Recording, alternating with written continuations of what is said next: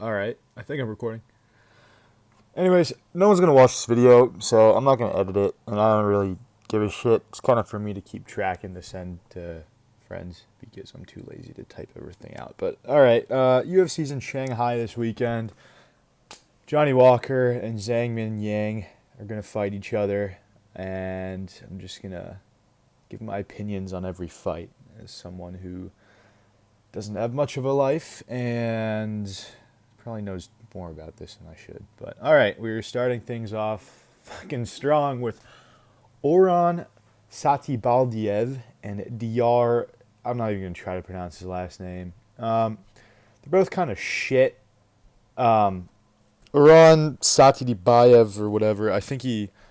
No, I don't think. He had just lost to Martin Budai on really short notice. I think it was like 5 days or something like that. I think he won a round, though. I think it was a 29-28. I'm pretty sure. But, yeah, didn't look great in that fight. But, again, I mean, Martin Budai's a blob, but still, I mean, he got outweighed by him by what, like 40 pounds, 50 pounds? Probably more because Budai cuts to 265. So he's probably like 60 pounds lighter than Martin Budai in that fight. And he did okay. I mean, he didn't get dominated. He lost, pretty easily. But this other guy, fucking DR, I'm not even going to try to pronounce his last name. He got submitted by Brendison Ribeiro, who Zhang Min Yang knocked out, and who just fucking sucks at fighting. He fought some guy from was it Qatar? I don't know. Some prospect who ended up getting fraud checked by Bruno Lopez, who isn't very good. But he lost to this prospect because he's a retard. It's as simple as that. He's a fucking idiot. But he won against this DR guy who won by knockout on the Contender Series. If you lose to Brendison Ribeiro, I think that's enough. It's all I need to know. I'm picking Saltidibayev to win this, probably by a boring decision, because both these guys suck. Yeah. All right, next fight. Xiaolong and Su Young Yu. I think the odds are pretty. What are the odds on this? Odds? Let's see. It's just not on the UFC website, but I'm pretty sure it's a close to pick 'em or something like that. I'm going with Su Young Yu. He won on the road to the UFC, I think, and he's also had a fight in the UFC where he 30-27 to AJ Cunningham. I mean, Cunningham's probably not UFC caliber, but still, he's got great grappling, really good jiu-jitsu, pretty efficient takedowns, and he has very, very good control. Not really much of a finisher. But yeah, Xiaolong is one of these kind of like a lot of Asian fighters. He likes to throw, he likes to stand and bang, but I think Su Young Yu has more ways to win this. His striking isn't awful. It's going to be enough. I think his striking is good enough to the point where it can gain some respect, and he'll be able to take Xiaolong down without too much resistance. And I think he will win by probably a 29-28 decision.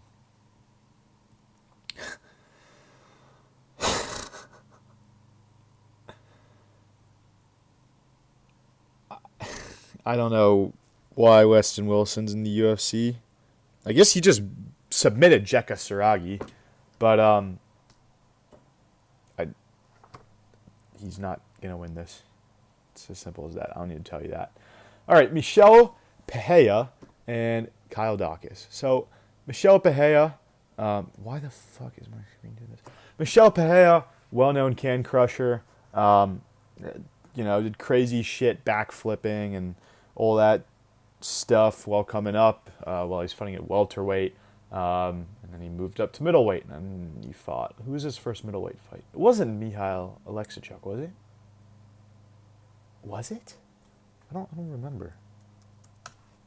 We're going to do what not many MMA YouTubers do, and I'm actually going to check because I don't want to spew out false information.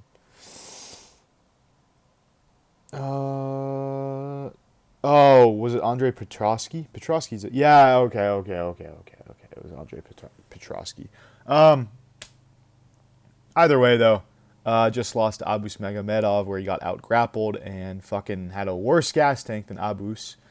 I don't remember this fight very well. I watched it. Oh, Gage Young's on this card as well. Um, he got 30-27.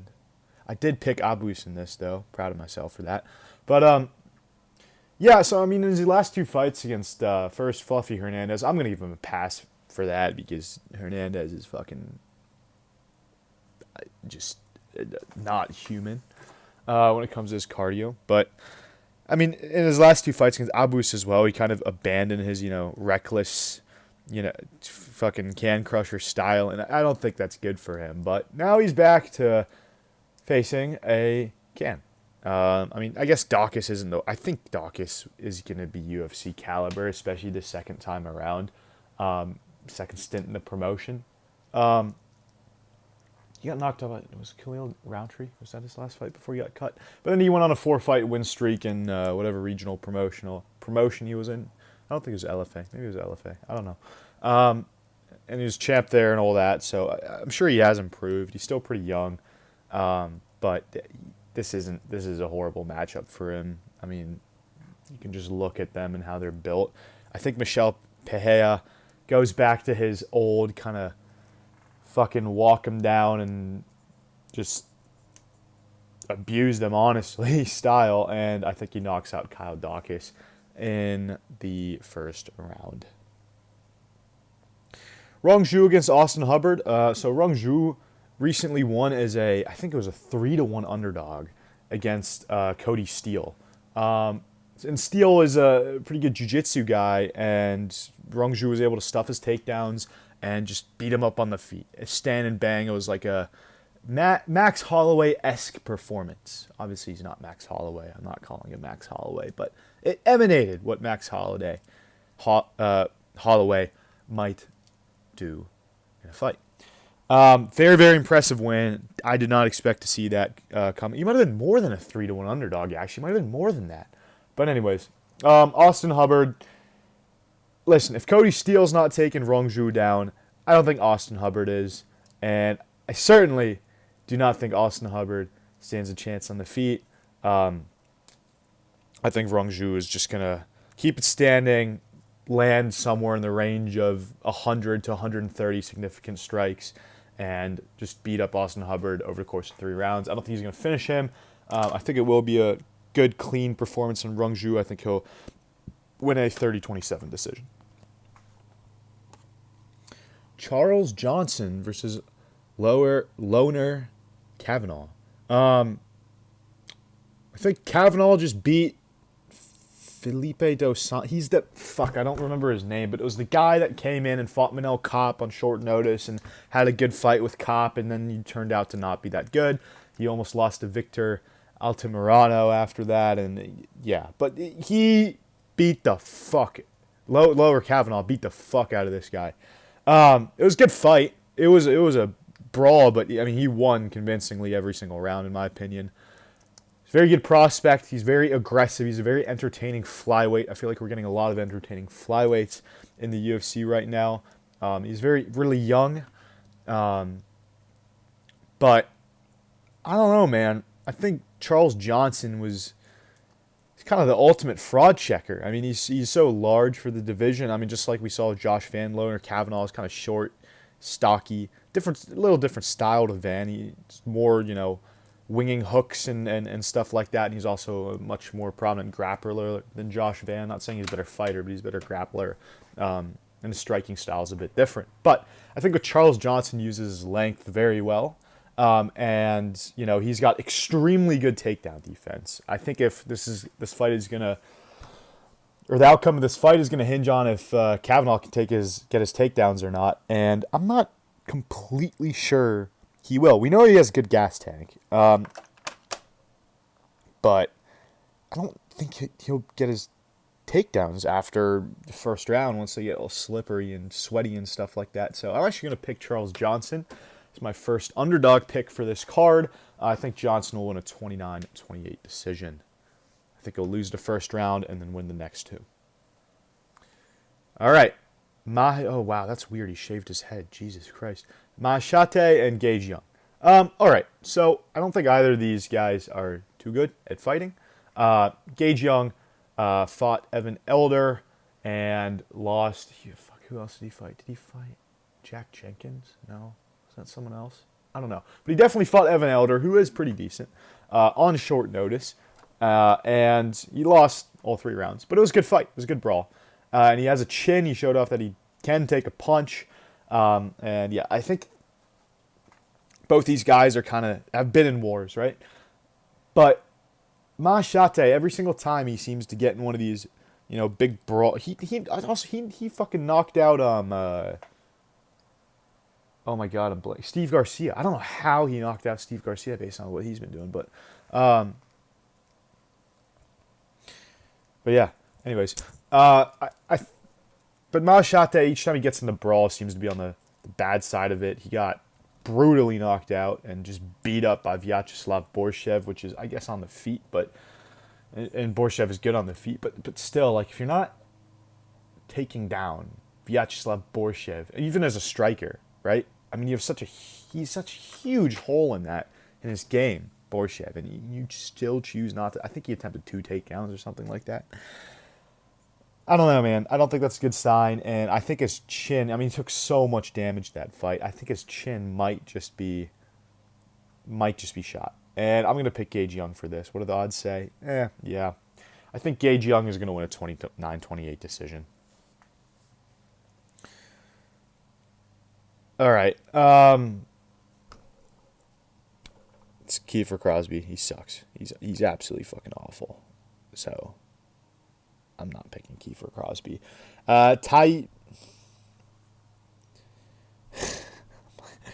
Chinese guy by first round knockout. All right, Su Mandariji and Kevin Borjas. So Borjas is coming off a win against Rodriguez. Fuck, I need to jog my memory for all of these.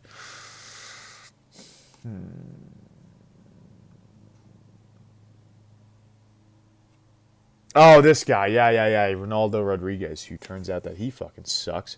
Okay. I remember now. And who did Su Mandariji meet? Mandariji. Against Mitch Raposa. Okay, I remember that fight too now. God, I really don't want to pick Su. But I will pick Su because I just don't rate Kevin Borjas. I think Su at least has kind of his striking is very, very good.